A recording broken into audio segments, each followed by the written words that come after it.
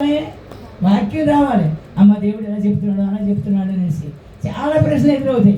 ఎదురైనప్పుడు దేని ద్వారా నోరు మూయరండి, వాక్యం చేతనే నోరు మోస్తారు. దేవుడు స్తోత్రం. నన్ను కూడా బంజారాస్ ఉన్నప్పుడు ఎన్నో ప్రశ్నలు వేసేవారు.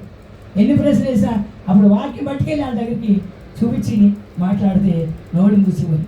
దేవుడు స్తోత్రం కాక. చూడండి ఇంకా 17 వచ్చిన కూడా, నీ సేవకుడైన నేను బ్రతుకున్నట్లు నా ఎడల నీ దయారసం చెప్పుము, నీ వాక్యమును బట్టి నేను నడుచుకొందును. హల్లెలూయా. నీ వాక్యం బట్టి నేను నడుచుకొనుచుందును. నడుచుకుంటాను దేని బట్టి? నీ వాక్యం. వాక్యాన్ని బట్టి. దేన్ని బట్టి నడిచినా అవదండి. ఎందుకు ఇచ్చాడు ఈ వాక్యం మనకి? ఇది 2 అంచెల ఖడ్గము ఈ వాక్యము. దీనిలోనే మనం సరే వాళ్ళు తప్ప. చూడండి, ఎవరైనా వచ్చి ఏదైనా చెప్తే ఏమైనా వింటాం మనం? వాక్యం చేస్తే ఏంటమ్మా నేను నడితే ఇలా ఉందే అన్నాం అనుకోండి, ఇది ఏం మాట్లాడతారంటే వాక్యం తీసి చూపించిన తర్వాత దేవుని దృష్టిలో మనం మంచిగా ఉండాలి, ఇలా నడవాలని మనం చెప్పానుకోండి, అప్పుడు ఎవరైనా తిరిగి సమాధానం చెప్పగలరా? ఏం చెప్పలేరండి. వాక్యం చూపించుకోండి ఏ కార్యం జరగదు. నేను కూడా అనుకుంటాను ఈ వాక్యం